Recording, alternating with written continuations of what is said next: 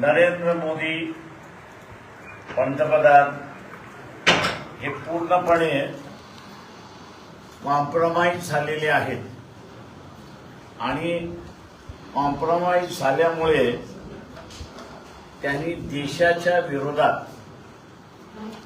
निर्णय घ्यायला त्या ठिकाणी सुरुवात केलेली आहे। एस्टीम फाईल मध्ये नरेंद्र मोदी यांचं नाव आलंय आणि त्यांनी देशाचं सार्वभौम हे एका प्रकारे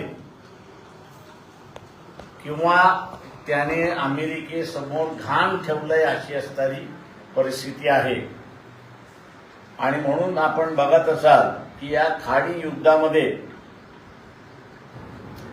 भारतावरती सार्वभौम नाही तर आमची सत्ता आहे, आम्ही सांगू तेच भारत करेल असं दाखवण्यासाठी अमेरिकेने भारताला म्हणजे नरेंद्र मोदी याला मुभा काय दिली तर रशियाकडून तुम्ही असणारं तेल विकत घेऊ शकता, म्हणजे अगोदरचे आदेश बंद करा, आत्ताचे आदेश तुम्ही विकत घेऊ शकता। आणि नरेंद्र मोदी हा ज्याला आपल्याला म्हणता येईल की कॉम्प्रोमाइज झालेला आहे आणि अमेरिकेसमोर नरेंद्र मोदी नाचतोय अशीच असणारी परिस्थिती आहे। Dancing to the tune of America असं इंग्रजीमध्ये आपण म्हणतो तशा रीतीने असणारा मोदी आता डान्सिंग क्वीन झालेत अशी असणारी परिस्थिती आहे। मोदींना पंतप्रधान करण्यामध्ये आरएसएसची भूमिका होती। 47 च्या कालावधीमध्ये आरएसएसने काहीच भूमिका घेतली नाही। आजही आपल्याला दिसतंय की एसटीच्या फाईलमध्ये 10, 12, 15 वर्षाच्या मुला मुलींशी कशा पद्धतीने असणारं त्यांचं विभक्त करण्यात आलं, त्यांच्याशी खेळ करण्यात आला, हे आपल्याला असणारं त्या ठिकाणी दिसतंय। मी इथल्या असणाऱ्या आरएसएसचा जो कार्डर आहे, सवर्ण हा जो कार्डर आहे, मध्यमवर्गीय हा जो कार्डर आहे, त्याला इशारा देऊ इच्छितो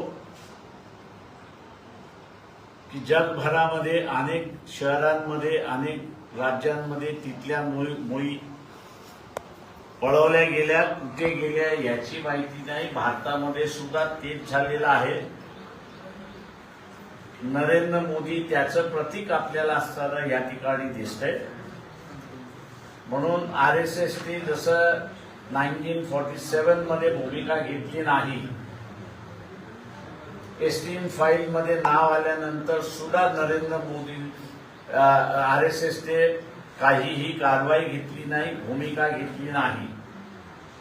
आणि म्हणून आम्ही जाब विचारायला आरएसएसला की तुम्ही भूमिका का घेत नाही, तुम्हाला ज्याचं चारित्र्य नाही असा पंतप्रधान तुम्हाला चालतो का, असे अनेक प्रश्न घेऊन आम्ही आरएसएसला 23 तारखेला विचारणार आहोत। आम्ही इथल्या मध्यमवर्गीयांना आवाहन करतोय की जे लोन आपल्याला भारतामध्ये आलेलं दिसत नाही, ते लोन आता असताना आपल्याला येताना त्या ठिकाणी दिसेल।